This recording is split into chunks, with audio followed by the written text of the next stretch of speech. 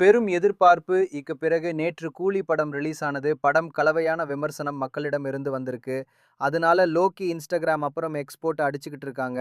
1000 கோடி வசூல் செய்யும் என எடுத்த படம் தான் இது. இப்போ ஒரு நாள் வசூல் அஃபிஷியலா ரிலீஸ் பண்ணியிருக்காங்க. எவ்வளோனா 151 கோடி. இதுக்கு முன்னாடி ஒரே நாளில் அதிக வசூல் செய்த படமாக இருந்தது லியோ. லியோய்க்கும் கூலிக்கும் பெரிய டிஃபரன்ஸ் இல்ல. வெறும் 2.5 கோடி தான் வித்தியாசம். ஆனா கூலி படம் இருந்த ஹைப்பிற்கு இது கொஞ்சம் கம்மி தான்.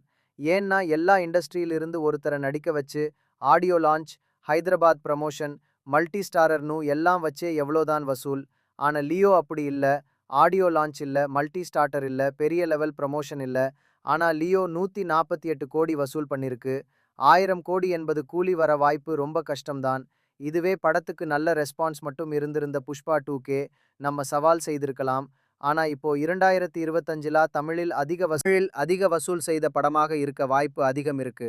இதிலிருந்து தெரிகிறது காலிவுட் 2 கிங்னா அது தலைவர் அப்புறம் தளபதி மட்டும்தான். விஜய்க்கு இன்னும் ஒரு படம் தான் இருக்கு. அது கண்டிப்பா வசூல் ஒரு பெஞ்ச்மார்க் செய்யும். எதிர்பார்க்கலாம். கூலி 1000 கோடி வசூல் செய்யுமா செய்யாத என்ன கமெண்ட்ஸ்ல கமெண்ட் பண்ணுங்க. நன்றி.